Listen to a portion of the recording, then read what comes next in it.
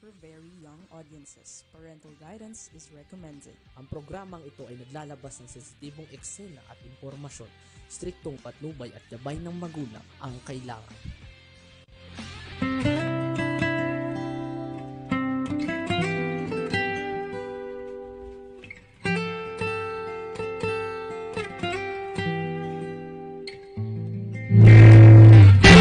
Okay, isang magandang araw naman po sa atin. Ito po yung lingkod, Feni Codemus, para sa ating kalinga sa OFW. And of course, andito ang aking paborito. Siyempre, ang aking idol. Walang iba kundi si Miss Corazon Alma de Leon. Ma'am Cora, magandang araw sa'yo. Yes, magandang araw. And I have the color of sunshine. Yes. Ito naman ang color mo ay pink. Oh. Love yan, love yan. Love, oo. I'm in love today, Ma'am Cora. Ma'am Cora, saan ka nagpunta nung Tuesday? Ma'am Cora, saan ka nagpunta nung nakaraang Tuesday? I had a meeting sa UP kasi nag-launch ang UP ng pag-aaral kay Fidel Ramos sa legacy study. Kaya dalawa lang kami ni Mina Gabor na cabinet member na nag-attend doon, mostly mga kalalakihan. At nagsalta si dating DILG secretary at saka yung dating undersecretary si Poch Macaranas nagsalita galing undersecretary ng DFA. Iyon. So, maganda. So, Ma'am Cora, ngayon tayo ay Semana Santa, no? Itong mga panahon na ito, Tuesday is, ano na nga tawag doon sa ganun? Martes Santo. Tama? Yes. Okay. At syempre sa lahat po ng ating mga kababayan na magsisipag bakasyon, dahil sa mahaba ang bakasyon ngayon, Ma'am Cora, ay pinag-iingat natin ang lahat. Ano po? Kailangan po ay magdala kayo ng pera din kung sakasakali kayo magta-travel. Kasi mahirap din pag walang pera. Ano, Ma'am Cora? Yes. Naku, naranasan ko yan. Ang wallet ko walang laman. Kaya sabi ko sa pamangkin ko, mag-withdraw ng pera kung may ma-withdraw. Iyon. Ito pag-uusapan natin Kayamanan. Oo, kayamanan. Pero magandang balita po rito dahil nandito po sa atin ngayon ang isa na namang guest natin, no? Kasi alam mo, Ma'am Cora, dito sa Pilipinas, hindi sila masyado sa investment para sa sarili nila, no? Di ba? Oo. Hindi, kasi nga, ang tinuturo, uras bugas. Ano ibig sabihin nun? Ibig sabihin, habang may pera ka, gastahin mo. Pero na-realize ko na hindi pwede kasi hindi mo alam kailan ka makakasakit. Pero pwede yun kapag feeling mo, enjoy ka na, tal mamamatay ka. Yun. Kaya importante isipin ang balance. May pera ka kung magkasakit ka at kung mamamatay ka, na-enjoy mo pera mo. Yes! At siyempre ang ating guest today, walang iba kung hindi si Miss Genevieve. Miss Jenny! Genevieve Locsin. Jenny Navi pa. Oo nga. Vilma na, Jenny Jenny Lynn pa, Vilma pa. Oo. Si Ma'am Cora ganyan. Sa susunod yan, meron ka ng tula, di ba? So, Miss Genevieve, ikaw yung unit manager ng Sun Life, right? Right, ma'am. Thank you so much, Ma'am Cora and Ma'am Fe, for having me here kasi this is an opportunity para sa amin makapag-share sa marami pang Pilipino. Kung paano yung preparation sa future. Yes. Paano ba mag-prepara, Ma'am Cora? Si Ma'am Cora, marami experience yan. Ma'am Cora, paano ba mag-prepara para sa future ang sinasabi ni Genevieve? Ang experience ko ay investment sa Film Life. I will mention kasi ano naman nangyari na past na hindi ako nag-a-advertise, no? Ang gusto ko lang sabihin, para makaipon ng 20,000, 20 years, kasi 1,000 per year na bot, hinuhulugan mo yon.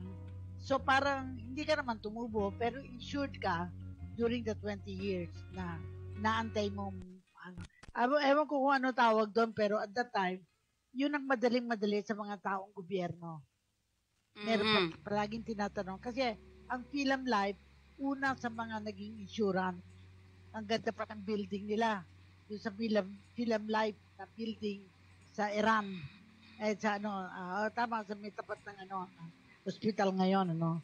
Pero over time, ang daming sumulpot ng mga ibang klase. Marami nga manloloko pa sa insurance. Mm-mm. Sabihin Pero ang very common na ginagamit dito, yung tinatawag na naguhulog na turn by turn na kukunin ng pera. Nakalimutan ko ano tawag doon pero maraming naloko doon. Pag turn na nila nakunin yung pera, wala ng pera. Aba, parang meron ako niyang ang nanay ko hulog ng hulog linggo-linggo. Pagkatapos wala kaming nakuha kahit 5 duling. Grepa Life yun Nakalimutan ko. Anong tawag doon, Miss Jenny? Yung naguhulog ka para sa yung insurance. Hindi insurance Turn by turn na parang pag swerte ka, nauna kang nabunutan na ikaw ang tatanggap. Hindi ka pa nakakadeposito, nakuha mo na pera mo. Meron bang ganun, Miss Jenny? Wala po kaming ganyang plan. Yun nga, may tawag dun sa mga community, kailangan kilala mo talaga ang papaano mo. Iba yung noon daw yun Jenny. Organization na katulad ng Philem Life, na experience ko, Philem Life. Meron pang nagbago pa mga pangalan ng iba, di ba? Ang dami ng mga sumulpot system Pero yung iba nawala, no Ma'am Cora, natatandaan mo yun, di ba? Nawala. Hindi sila ganun ka-successful. Pero ang Sun Life, ayon kay Mr. Alban, matagal na to. Kailan ba ang Sun Life nag-start? Genevieve? Ay, ma'am. So, yung Sun Life po, longest standing insurance company siya sa Pilipinas. So, 129 years na kami ngayon. So, syempre, yung ganun katagal, siya na yung magsasabi yung stability ng company. Kung hindi. Kasi, ganun 129 years na. Yung fear nga po ng iba, before, pag inoperan mo, ayaw kong kumuha kasi baka magsarado yung company na yan. Pero, thank God, until now, standing pa rin and okay pa rin yung company ni Sun Life. Diba yung Francis Alba naging ambassador? Yung ba yun? Hindi. Sino ba ang head ng ng kumpanya? So, meron po kami yung president namin. Ayan, meron kami si Sir Benedict Sison. Ayan. Then, marami po. Pero who started it? History. History, okay. I want to share with you. I-share ko na lang yung screen po. Andito sa website. Sige. Pwede. Pero actually, habang nag-start siya, Ma'am Corazon Alma de Leon. Saan ba punta mo ngayon, Ma'am Cora? Hindi, may radyo ako mamaya, 5 to 6. At magse-celebrate yung aking niece-in-law. Magpapakain yata sa Ayala Mall, sa Manam. So mamaya, after my program ng 5 to 6, lalabas ako. Kaya, tapos bukas, may pabasa na kami. Ay, oo. Oo nga pala, taon-taon yun Ma'am Cora. Taon-taon yun. Okay. So, nandiyan na, na-screen na. Baka okay na daw. Pakita. Sige, ma'am, sige na daw. Okay na daw. Okay na. Jenny. Nagre-ring ang phone. Nagre-ring ang phone mo sa akin.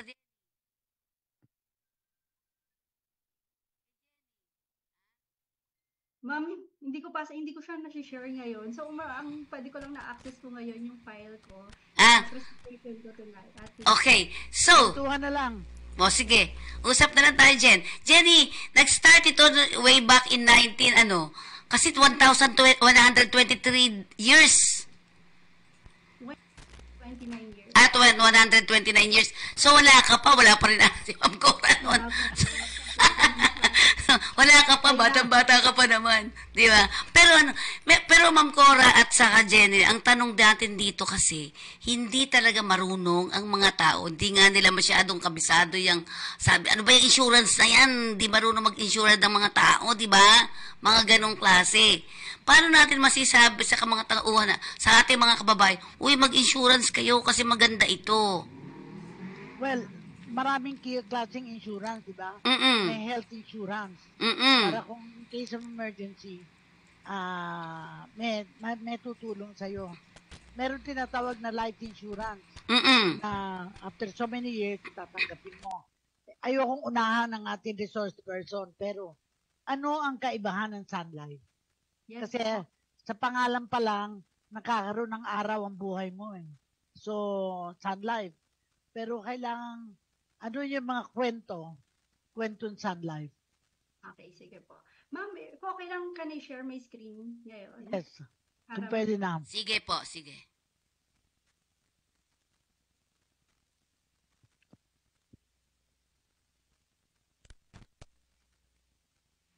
So, Ma'am Cora, ikaw ba, ano ba nga sa'yo? Ano ang, ano mo, ang iyong, anong tawag dito? Insurance. Insurance namin, health. Kasi Sa hindi ka health. na nakaka-insure pag matanda ka na eh. Mm-mm-mm. Investment na lang. Mhm. Okay. Sige. Yan. Sige.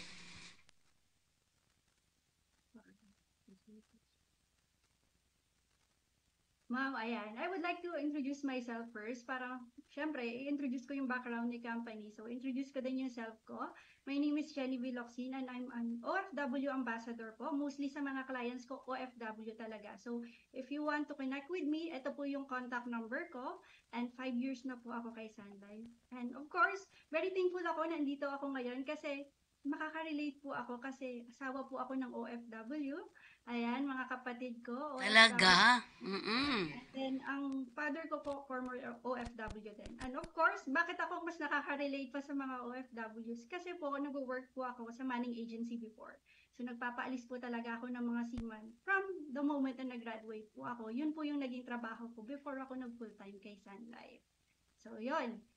And then, syempre, Ma'am Cora, kanina, 'di ba may binabanggit po kayo na maraming company nagsusulputan na hindi legit. Totoo po 'yon. Kaya ngayon, i-share ko po sa inyo yung background ng company, who is Sun Life. So, yung name ng company po namin, Sun Life of Canada Philippines. Bakit po Sun Life of Canada Philippines? Kasi yung headquarter po namin nasa Canada.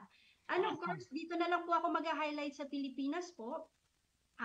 Yung ano po namin, company, marami pong offices dito sa Philippines. So, mostly lahat ng provinces meron po para makater po namin lahat ng needs ng clients namin kahit saan man sila sa Pilipinas. And then, eto po, bibigyan ko na lang po kayo. Yung kanina din, sabi nyo po kasi insurance dati, tapos parang, or investment lang ba? So, ano na ba ngayon yung insurance? So, eto po, Sun Life of Canada Philippines, nire-represent ko po sa inyo ngayon. We offer life insurance, pero ma'am, hindi na po siya pure life insurance lang, pareho ng before. Meron po kaming mga living benefit. Like for example, hindi nagkaroon ng sickness, accident, or death, ayan, meron naman tayong mga savings or investment that you can use for your pension, retirement, magagamit niyo po siya. And si Sun Life po, nabanggit natin kanina, 129 years na po siya ngayon. Marami na po siyang napagdaanan, mga World War I, World War II. Siyempre yung pinaka-recent po, yung pandemic, maraming challenges na nangyari sa atin, sa economy natin. So ito po si Sun Life, praise God po, until now, okay pa din yung company. Nagbibigay pa rin, nagsiservice pa rin sa mga clients as promised po. So ito po, bibigyan ko na lang po kayo ng highlights, mga OFW, sa inyo po kasi ano ba, bakit ako kukuha sa inyo? Tama po, yun yung concern natin. Bakit ako kukuha? Mapagkakatiwalaan ba yung company niyo? Kasi marami na po ako nakakausap na OFW. Pag tinanong ko sila, mag-share ako sa kanila, ayaw nilang kumuha kasi yung investment projected namin na investment medyo maliit compared sa ino-offer ng company. Kasi yung iba nagsasabi sa kanila, after few months, we will double your money. Ito kasi po, pinag-aaralan siya yung projected, may mga basis, hindi pwedeng dodoblehin namin agad yung pera nyo kasi yun madalas nagpo-fall sa trap yung mga OFW. So i-highlight ko lang po dito sa taas yung number 1 life insurance company for 13 consecutive years. So ibig sabihin po marami pong nagtitiwala sa aming clients. And ito po yung 3.3 billion in benefits paid last 2023. Kasi po yung fear madalas ng mga Pinoy, baka pag kumuha ako sa inyo, ang galing yung mag-offer, pero pag kailangan naman namin, wala kayong maibibigay na claim. So, ito po, individual claims lang, last 2023. Hindi lang po nagsisales yung mga financial advisor ni Sun Life. We honor our commitment kasi meron tayong kontrata na sinusunod. So, yun po. Ito po yung proof po namin as number 1 life insurance. Ito po si government po yung nag-declare nito. Even po kayo, mga kababayan, makikita nyo po ito sa website ni government natin. So, yan. Yan po yung background ng company namin dito sa Pinas. Ayan. So our purpose is to help our clients achieve lifetime security and live healthier lives. Ito po yung kailangan ma-identify natin. Ano ba yung, what does lifetime security look like to you? Yun ba yung pareho kay Ma'am Cora, nung kayang nag-retire na, kayang bumili ng Mercedes-Benz anytime gusto niya, ang dami niya ng ipon? Or ano ba yung gusto mo? Financial security na ba sa inyo, mga kababayan, kung sasabihin ninyo, pagtapos niyo sa magandang paaralan yung mga anak niyo, ang kaya na nilang tumayo sa sarili nilang paa? And then, of course, our purpose, kailangan namin ma-identify kung ano ba, paano kami makakatulong sa inyo. So yan, mayroon kaming mga insurance calculator sa website namin sa Sun Life para ma-assess nyo, even kayo, pwede nyo magawa yon. Mag-visit lang kayo sa website namin. And then, of course, our first step para matulungan kayo is to share information. Okay lang po ba na mag-proceed po? Yes. So ito, kailangan nating ma-identify sino ba yung overseas Filipino workers natin. Ito yung mga Pinoy na nagtatrabaho either permanently or temporarily outside the Philippines at nagpo-provide sa pamilya nila. So ito po, meron tayong dalawang klase. Meron tayong OFW na land-based and then OFW na sea-based. Ito, nakalagay sa screen, kung makikita nyo, temporary or contractual lang siya. Ibig sabihin po, hindi siya lifetime.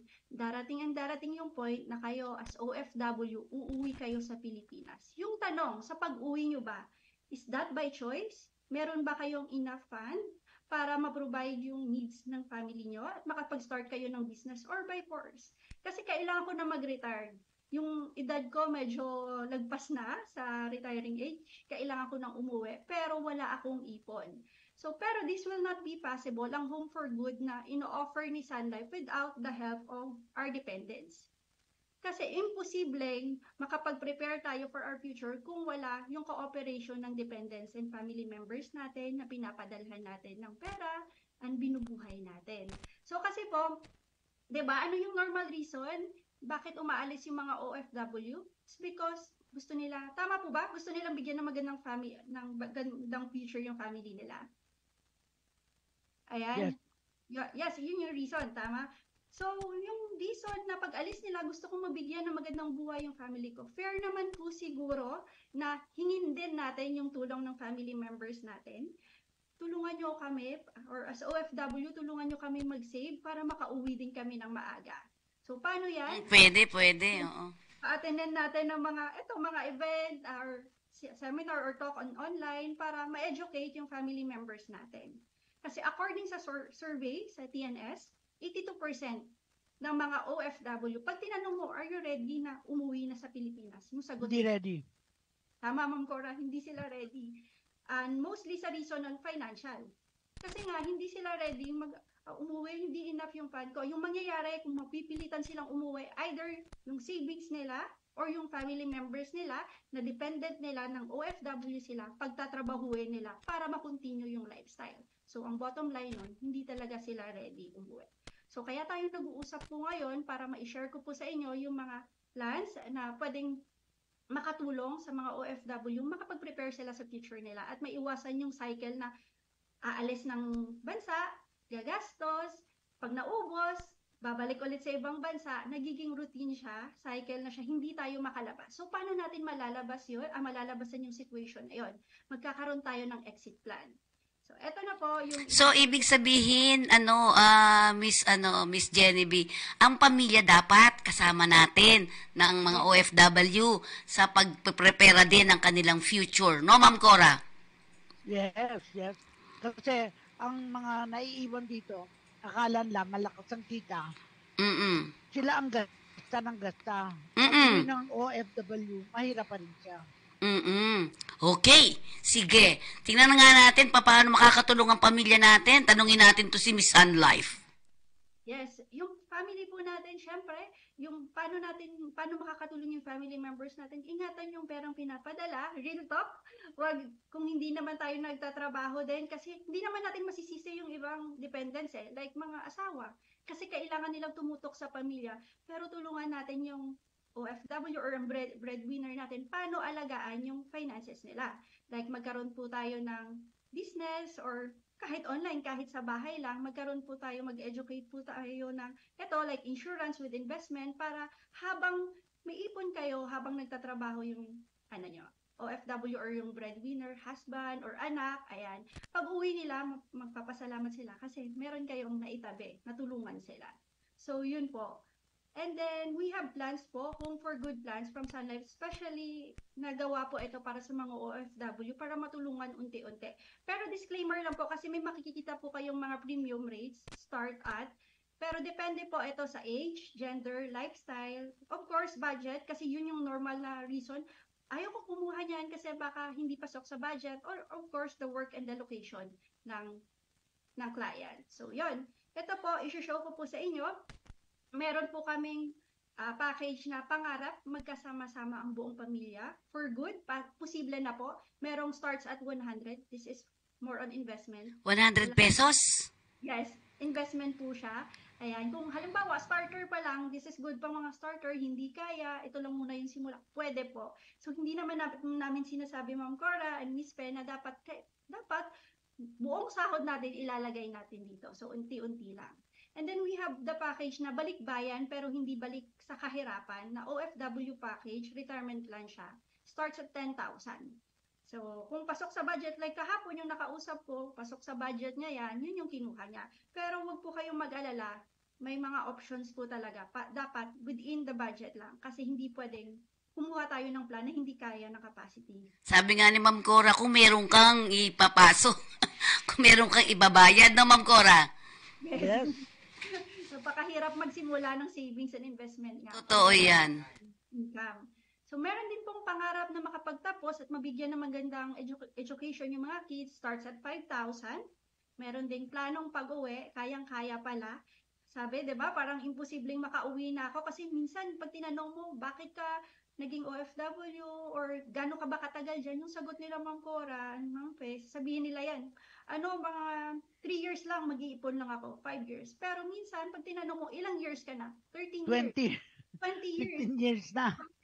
Andyan pa rin. So, mga iba, 15 years nang overdue sa target nila. So, ito, merong mga package para at least masimulan po yun. And then, kung starter ka pa lang, meron kami mga plans na starts at 2,499. Ayan, para ma-reach natin ang financial, ma-address natin ang financial gaps. Ayan, meron tayo, ikaw ang daungan ng kanyang pangarap para sa mga asawa. Hindi lang po, breadwinner yung ini-insure natin. Dapat yung mga housewives na, syempre, meron silang value din na binibigay sa household. So, pag nawala sila or may nangyari sa kanila, malaking kawalan talaga yon. And then, so of course, meron kaming 2,499 para sa buong pamilya. Ayan. Ito po, isi-share ko lang din po sa. May questions po kayo doon sa to? Tito, so ibig sabihin, pag bata pa, yan pa rin ang presyo, 2,499. So parang nasa 2,500 lang. Yes, parang nasa 2,500 lang po. Mas maganda, as you mentioned kanina, Ma'am Fe, na mas bata, mas maige na mag-start. Kasi nga, mas mura yun. Yun. Kasi yun ang nakita ko sa mga tao sa gobyerno. Kasi naging chairman ako ng civil service. Ang inaasahan nila, yung GSIS. Kasi ayaw na mag-invest. Kasi anyway, may retirement naman sa GSIS. Pero pag retire mo, after 35 years, halos ang matatanggapin mo, hindi makakasalba sa iyong katandaan. No? Ngayon, kailangan, in addition to GSIS, meron silang insurance. Health insurance, life insurance, lahat klase ng insurance. Pero, depende kung gaano kalaki ang sweldo. Ang target ng mga OFW sa mga seamen, maganda dahil hindi talaga sila umuwi. Pero hindi nila nakita ang gastos ng kanyang pamilya. Kasi nag-iiwan sila eh. Hindi lahat pinapadala sa pamilya. May natitira. Yun ang alam namin na sa mga nangyayari. Pero, ang nangyayari, pag naka-retire, doon na mamatay. Kasi, hindi na sila nag-enjoy sa buhay nila. Nasanay na sa barko. Tapos, pag-uwi nila, may nangyari na sa pamilya na asawa nila, iniwan sila. Maraming social problems, social cause. Ayokong guluhin natin itong discussion. Importante, yung mga nakikinig, nanonood, ay isipin, anong pwede kong magawa dito? Kasi kung 2,499, aba, isang kain lang niya ng ano nga dito, yung kakainin mo marami. Oo. 3,000. Kasama ng pamilya mo dyan pag medyo matipid-tipid ng konti, ano? Yes, buffet po. Isang kainan lang yan. Kayang-kaya ng budget. So, wag po tayong matatakot na, ay, ayokong kumuha ng insurance kasi yung normal fear, baka hindi kaya ng budget, gastos lang yan, mahal yan. Mas mahal po pag walang preparation. Kasi imagine mo, nagbayad ka lang ng 2,500 per month, tapos yung coverage mo, 500,000, 1 million, or much more pa. So, yun, yung 2,500 mo nagkapalit ng million. Mamaya magkikwento po ako na experience ko personally as client ko na OFW, kung paano nakatulong yung plan na to sa kanila. So, yun. Ito po, kasi we have different stages in life po. Ito, kailangan po nating ma-identify. Meron po tayong getting started. Pag bata pa po tayo, meron tayong getting started na stage. Ito po yung pag single ka pa, wala ka pang iniintinding sariling pamilya. Iniisip mo pa lang minsan, pag tinatanong ko yung client, ano yung iniintindi mo? Luho lang, sarili ko lang. So, nagbibigay ka sa parents mo? Yes, nagbibigay ako, pero hindi ako required magbigay. So, ito, yung priority natin dito is to build emergency fund and income protection. Para, syempre, pag may nangyari, hindi na tayo maging pabigat sa parents natin or sa family members natin because kaya nating i-sustain yung needs natin and meron tayong protection. And after that, meron tayong moving up stage. Darating yung point, magkakaroon ng sariling pamilya, mostly sa atin. Syempre, yung priority mo, hindi na pareho dati na sarili mo lang, shopping lang. Ito naman, mabigyan ng magandang edukasyon at magandang buhay yung pamilya natin. Ito siya, breadwinner ka na, and next stage natin is preparing ahead, nurturing health and wealth. Ito na yung gusto mo na magre-retire ka na komportable, hindi mahihirapan yung pamilya mo, yung anak mo, kasi kaya mong i-provide yung needs mo. Kung magbibigay sila, well, thank you sa tulong nyo, pero kaya kong tumayo sa sarili kong paa kasi while I am young and able, nag-prepare ako para sa future ko. So, ito na siya. And while Ito for retirement, this one, leaving a legacy naman, Ma'am Cora and Ma'am Pe. Ito po siya para sa ano naman natin, pag estate transfer. Paano ko ba malilipat yung kayamanan? Kayo, Ma'am Cora, Ma'am Pe, pag may mga properties kayo, paano natin malilipat sa mga magmamana? So, ito, different stages, different yung obligation and priority natin. Pero, as you can see po, yung emergency fund, kailangan po natin sa lahat ng stages ng life natin.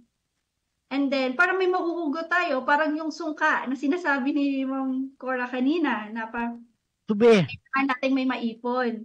Para talo ka pag wala ka talagang naipon in case of emergency. And of course, income protection, ito yung stage na pag nawalan pa ako ng trabaho, kaya ko pa rin yung i-provide yung mabuhay at ng family ko. So, yun po siya. And then, meron tayong health protection, lahat ng stages, anytime, kahit bata po tayo, matanda po tayo, walang pinipili yung sakit. Anytime, pwede po tayong magkasakit, kaya dapat meron tayo talagang enough na protection. And of course, dito sa moving up, education yung priority natin. Dito sa preparing ahead, retirement. And then, estate transfer naman dito sa leaving a legacy.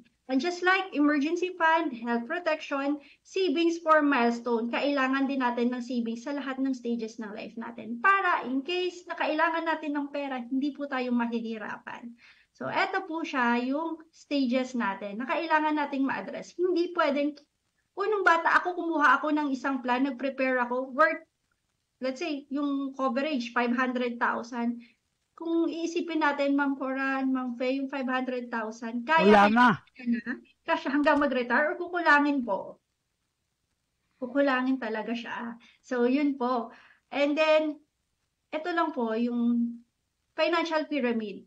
Kasi gusto kong ipakita sa inyo, sa mga OFW na marami akong naririnig na nasa-scam sila, kailangan po, meron tayong financial planning pyramid. Hindi po tayo basta-basta tumatalon sa investment, dapat meron po tayong liquidity din.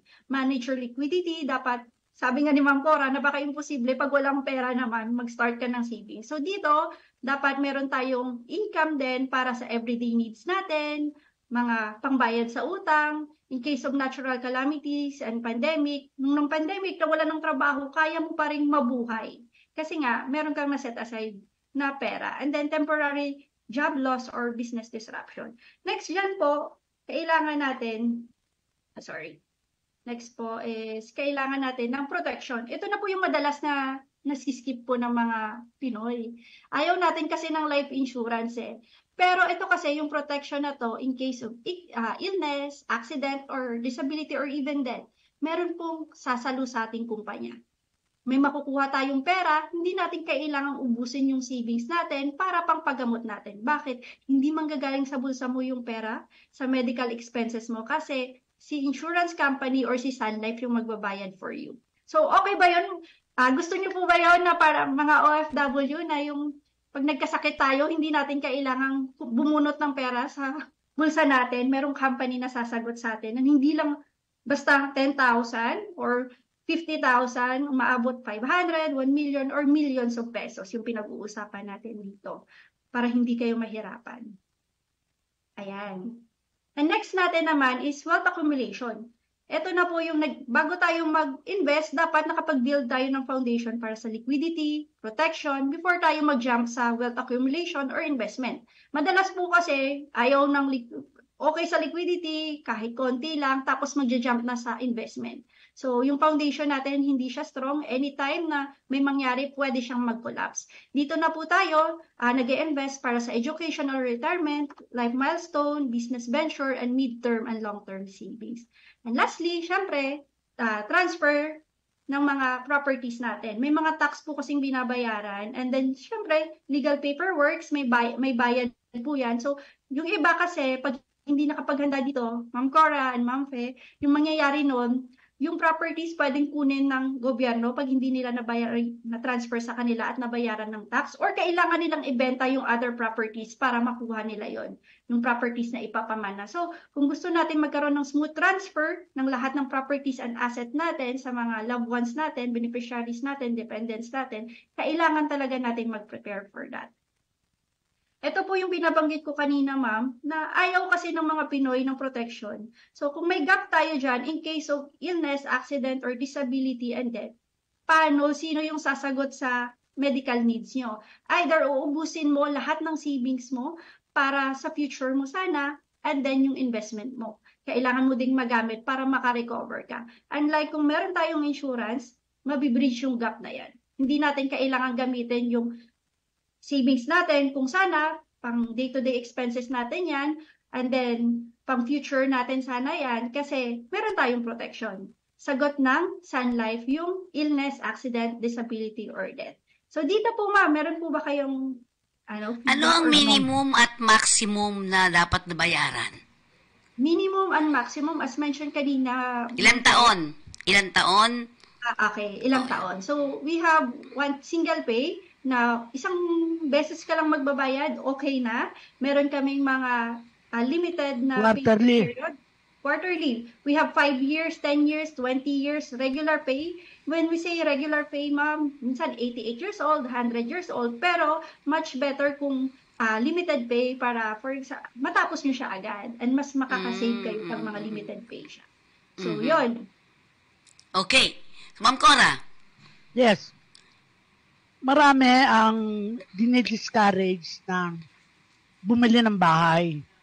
Kasi sasabihin, ang investment daw doon ay nawawala. Dahil pag namatay ka, may bahay ka, pero hindi may pagpapatuloy, lalo na kung wala namang anak, walang asawa. So, ang kailangan, ang sabi ng iba, kasi sa mga ibang bansa, renta lang. Diba? Hanggang kaya nila, nakarenta sila.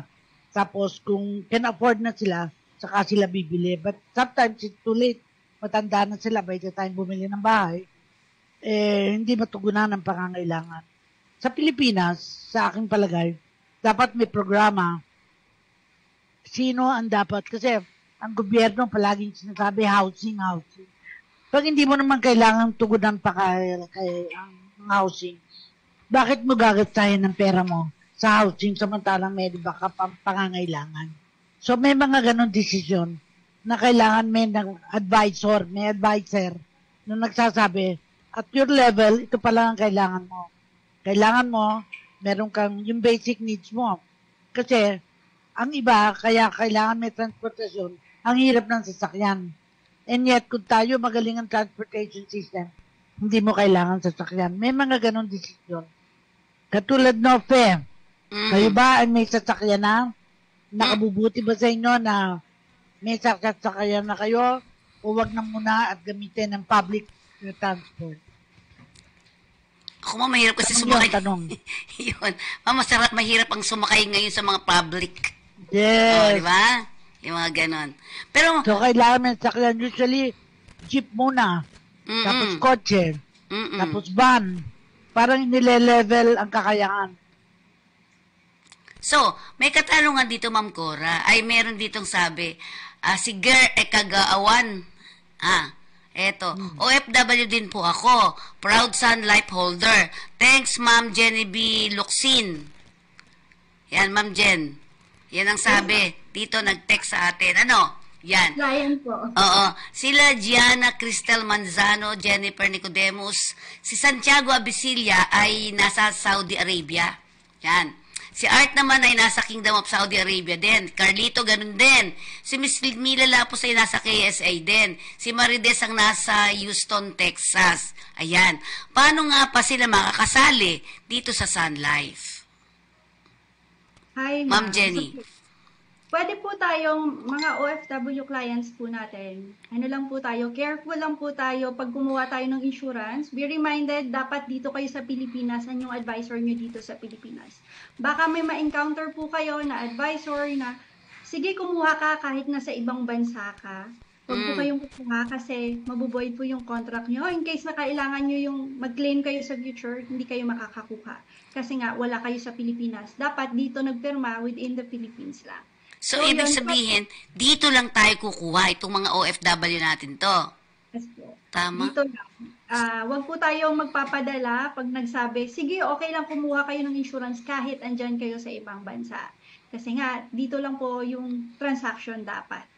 And kung gusto niyo po kumuha, mamaya magpa-present personally, papakita ko ulit mamaya yung details ko para makontak niyo po ako. Iyan. So, ibig sabihin, sa pamilya nila dapat, si pamilya ang dapat na magtawag sa'yo kung sakasakali. Tama ba ako? Tama, ma'am? Yes, ma'am. Yeah. Pwede po. Pwede po, ma'am Fe. Kasi yung iba, like yung mga client na nakakausap ko po, OFW po sila, hindi sila makakakuha pag uwi pa nila. Like yung iba, April pa uuwi, June. Pero yung inuuna nila, yung family members nila. Especially pag mag-asawa, unahin ko muna yung asawa ko para pag uwi ko ako naman. Kasi kailangan, dalawa kayo covered para hindi sakit sa ulo pag may nangyari sa asawa, sino ba problema? Si husband din. Or vice versa po. Pwede yung love natin. Yung ilaw, bumbilya yun eh. Managing your wealth means managing your future. Pero ang problema mo, hindi mo naman alam kung hanggang kailan ang future mo eh. Correct? So, ang daling sabihin, managing your wealth, managing your future. You don't know whether you will die tomorrow. Yan, palaging sinasabi ni Bishop Sok, Archbishop Sok, sinasabi din ni Father Father Dave, sinasabi din ng mga lahat ng pare, pwede nakahiga ka ngayon, patay ka na bukas. So, yung managing your future, ang binamanage mo, hindi ikaw eh. Yung maiiwan mo. Pwede. Oo nga naman. Siguro, diba? oo. Kaya yung ikaw, nagmamanage ka ng wealth mo para mag-provide ng future sa mga maiiwan mo. Ako, wala akong anak. Hindi ako nakapag-asawa. So, may pamangkin ako na sisilbi sa akin bilang private secretary. So, hindi ba dapat na I should be able to manage my wealth so that I can provide a future sa nagtatrabaho para sa akin. Diba? Tama. So, pipiliin mo kung sino bibigyan mo ng pera. Hindi kahit na sino. Kasi dapat yung nagsisilbi sa'yo, may kailangan tulungan mo. Yun. So, pwede, no? So, itong sinasabi ng mga taga, Poland, tsaka sa Switzerland. So, tama, hindi sa kanila.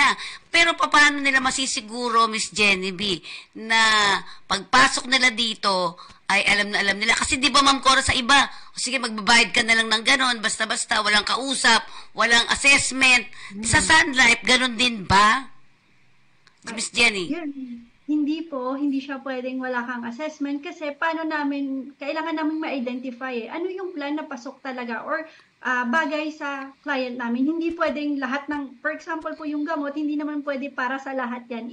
Iba-iba po yung ino-offer namin. That's why nagsiset talaga kami ng appointment, Ma'am Fe, kung kailan kayo available para ma-assess natin yung financial needs mo, ano yung plan na suitable for you. So, yun po siya. And when it comes sa mga payment po, hindi po kami basta-basta din. Train kami sa Sun Life po. Hindi po kami basta-basta naman nagtatanggap din ng payment. Meron po kaming security para sa mga clients na directly sila pwedeng magbayad kay Sun Life. Either bank, GCash, credit card, and mga over-the-counter. Para may security sila na pag nakuha nila yung resibo, directly na pupunta kay Sun Life. Yun. Nanay ko kasi personal na nagbabayad dun sa kolektor. Hindi pwede yung ganon. So, ibig sabihin, pag magbabayad, direkta sa mga bangko yan. Yes po. Okay. Pwede kaming mag-personal, pero para hassle-free po, and then security din ng client, easy lang na yung payment nila, secured sa bangko namin pinapadirekta or kay Sun Life. So, yun. Ako naman, ang tingin ko, I like to translate yung managing your wealth, managing your future. Bakit hindi ka magplano in the next 5 years? Ito gagawin mo because you don't know whether you will live beyond 5 years. After that, nabuhay ka. So, another 5 years, parang that way, nakukondition mo ang sarili mo why you will need to live long. Kasi wala kang control kung kailan ka bubuhay talaga. Ang dami namatay sa COVID. Yeah, oo. Hindi na nga nabigyan ng proper services. Basta kinremate na lang.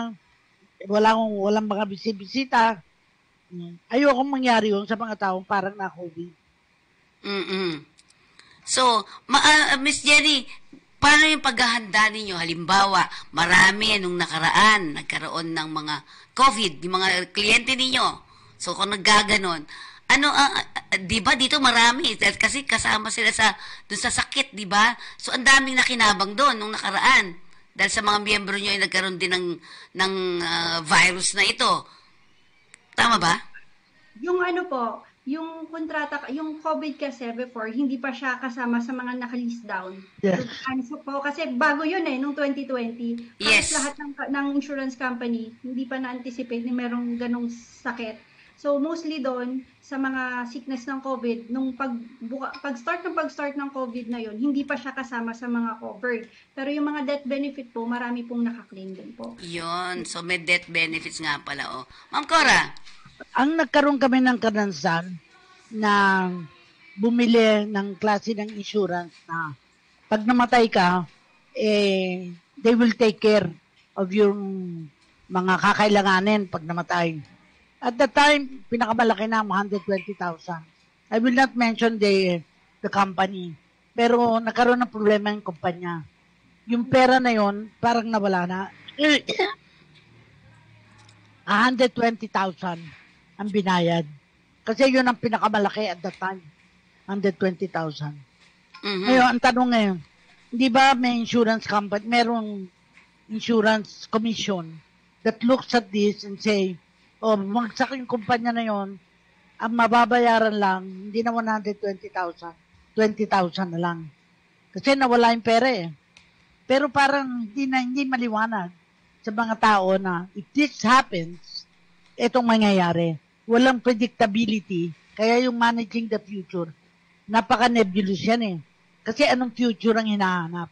So, kailangan i-translate sa tao, okay, ito yung wealth mo, let us say, I am opting to have 5 million pesos. Kasi yung isang kapatid ko nagkasakit, 5 million ang nagastos. Ako nagastos, siguro mga 3 million. So I was able to pay that. May mga nag-contribute.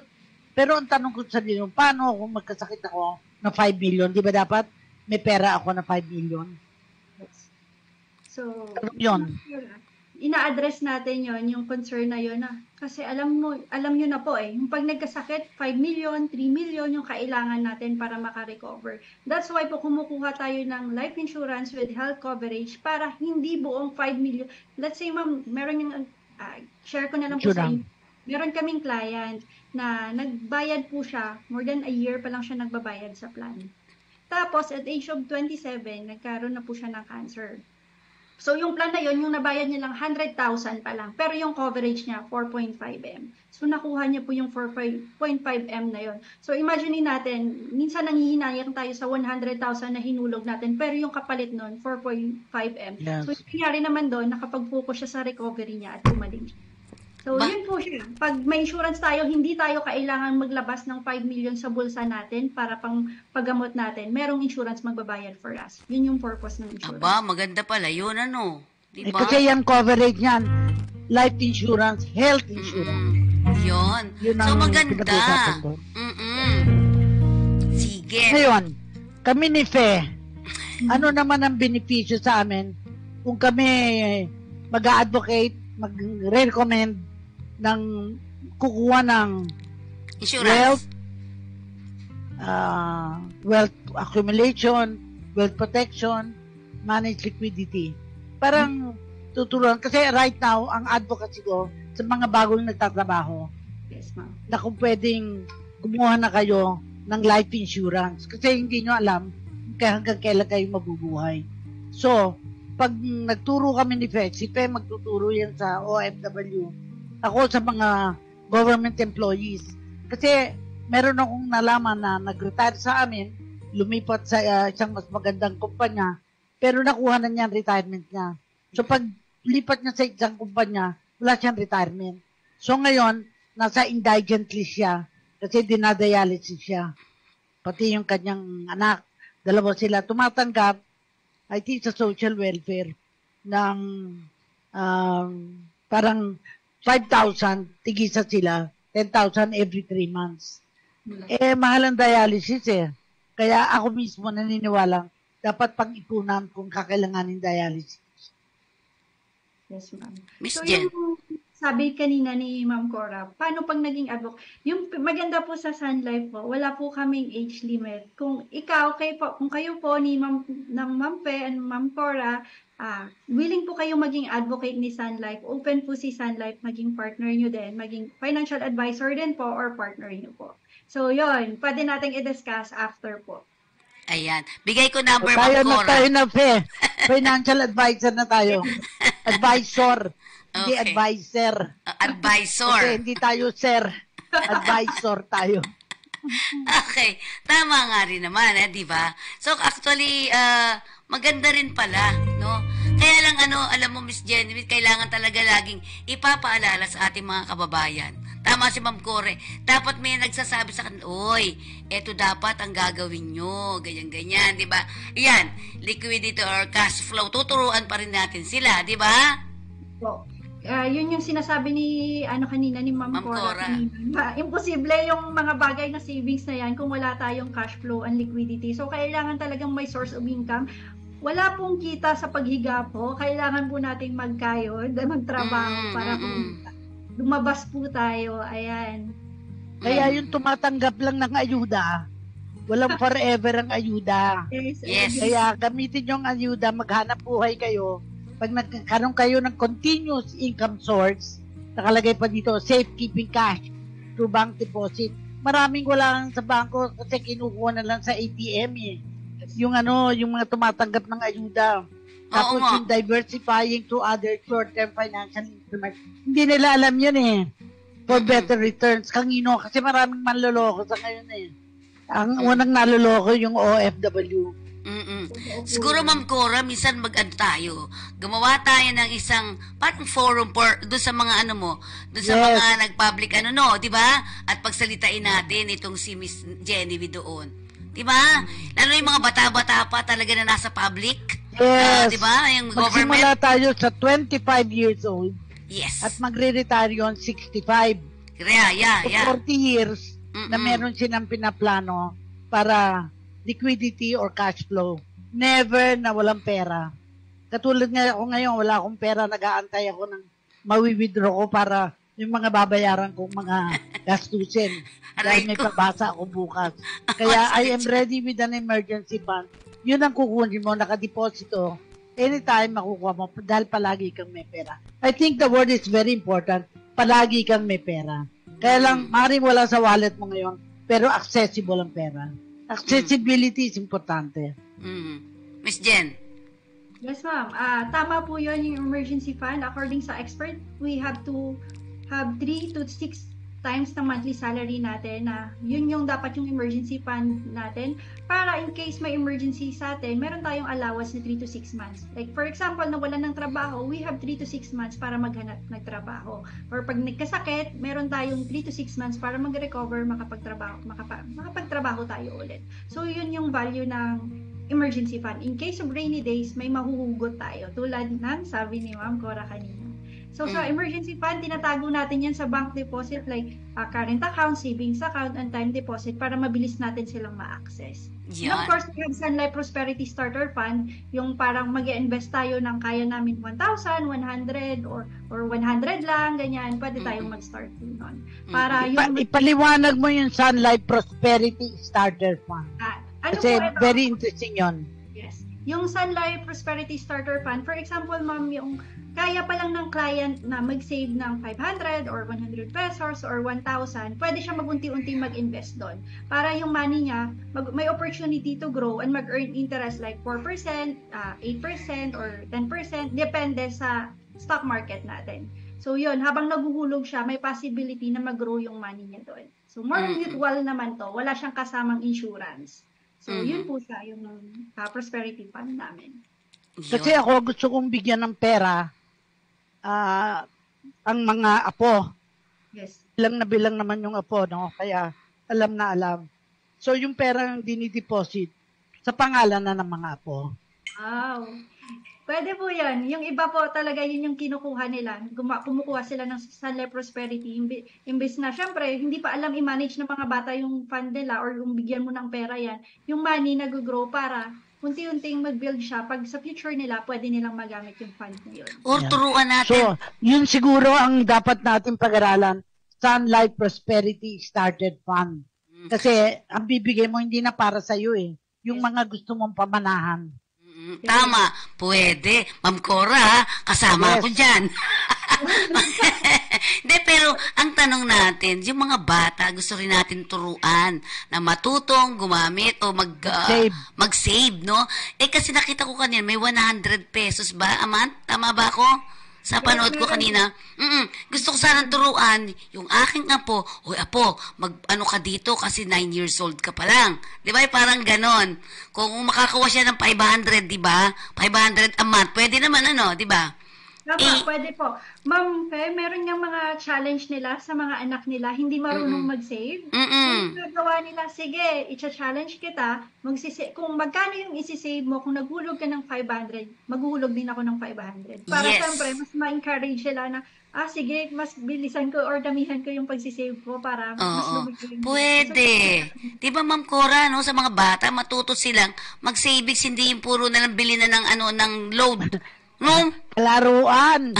Oo, laruan. Hindi kalaruan. Oo. Yung apo ko pag busta tayo doon sa Toy ano ba yun? Yung daw ng Toy Kingdom tsaka Toy R Us yata. Yan, Toy R Us yata yun. We can be advocates. Yes. Yung huli, yung programa ng huli, no? Advocates. Balik mo nga yung slide yung sa likod, yung huli. Sun Life Prosperity Starter Fund. Yan, oo. Yan ang ating advocacy. Kasi, ngayon pala, nag-iisip na sila ng prosperity nila. Na huwag dumating ang pagkakataon na mangungutang sila. Ako talagang naisip ko, ang daming tao na nagsasabi sa akin, wala ko kaming mautangan. Wala ka talagang mautangan kasi wala ka namang income. Wala ka rin pambayad, no? Diba? Yes. Pero yun nga, mas maganda ito. Siguro dyan tayo papasok, no? Yung Sun Life Prosperity dito, advocate ng Sun Life Prosperity Starter Fund. So, kailangan magturo. Kasi yun ang ituturo lang. Kasi ang prosperity, inahanda mo sila para nakasandal sila sa pader. Yun ang maganda. Pati para matuto yung mga bata na, ay, may ganito pala. Kasi alam mo, yung tayo malalaki na eh. Lalo na yung mga medyo may edad sa atin, Ma'am Cora. Naku, ano yung insurance? Wala yan. Kasi, di ba, yung mga ganong klase. So, tayo mismo, magturo tayo sa mga bata. O, mga bata, eto, mag-insured kayo para pagdating ng panahon, may pera kayo makukuha. Di ba? Parang yun ang naisip kong maganda sa mga bata eh. Di ba, Ma'am Miss Genevieve? Ano masasabi mo doon? Yes, tama po yun. Kasi nagsisimula, pag bata pa lang po, alam na nila paano mag-save. Hindi na po sila mahirapan paglaki nila. Yung challenge kasi doon, pag hindi naturuan pag bata, nung bata pa, mahirap yun mag-save pag, tumanda. May turo later. Anyway, wala na tayong oras yata. Yes po, wala na po. Oo. Naubos. Ma'am, Miss Genevieve, siguro ibigay mo ang telephone number mo kasi pag kausapin ka namin ni Ma'am Cora para doon sa ating gagawin. Yes. Di ba? Yes. So, yun po, if you are interested, pwede kayong mag-screenshot mag-connect po tayo sa Facebook ko. Ito po yung number ko. And we are also open sa mga willing maging financial advisor ni Sun Life. Pwede nyong i-scan yung Join Sun Life para mag-join po kayo sa amin, i-assess ko po kayo, maging financial advisor din po kayo, and tulungan nyo po kami mag-share ng advocacy namin to help more Filipinos maging prepared sa future nila. So, yun po. Thank you so much sa time nyo, Ma'am Cora. Thank you din. Pero wonderful. Magandang usapan din to kasi alam mo yung maganda, Ma'am Cora, matuturuan natin ang ating mga bata. Yung mga bata, ako bata ang iniisip kong no? Diba? Pero dahil wala na naman tayong oras, napakaganda na ibuksan natin ang isipan ng ating mga kababayan tungkol sa pag-i-invest through insurance. Siguro, Miss Jennifer, nasa yung huling message. So, yun po, pwede nyo po akong makontak sa number na yon. Very important na nagpe-prepare po tayo sa future natin kasi hindi po natin alam ano yung pwedeng mangyari. Yung tanong kasi dyan, pag may nangyari sa'yo, paano yung dependence mo? Kaya ba nilang i-continue yung lifestyle nila, yung education ng mga bata? That's why we prepare para sa future natin, para anytime may mangyari, hindi tayo mahirapan, yung family din natin. Kasi of course, pag nag-suffer ka, yung family members natin, magsasuffer din ng financial needs. Yun. Buti nga si Ma'am Cora, handang-handa ng mga nakaraan niya.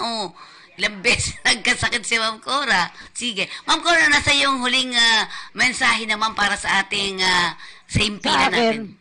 Huwag matakot. Harapin ang katotohanan. Lahat tayo mamamatay. Hindi lang natin alam kung kailan.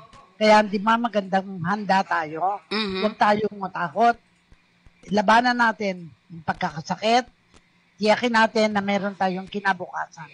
At ngayon ang pag-usapan ngayon natin sa mga nanood na kinig sa atin, paano magkaroon ng kinabukasan sa pamagitan ng Sun Life. Maraming salamat. Okay, maraming salamat. Of course, sabi nga natin, matuto po tayo mag-invest para sa ating future. Sabi nga po, kaya't dito tayo. Tingnan natin kung anong magagawa ng Sun Life para sa atin. Maraming pong salamat. Miss Genevieve, thank you very much po. Ma'am Cora, ingat sa biyahe. Ingat sa biyahe sa lahat. Okay. Maraming pong salamat. Ito po yung Unicorn Feni Codemus para sa ating Kalinga sa OFWs. See you next week. Bye-bye po. Bye-bye. Bye-bye.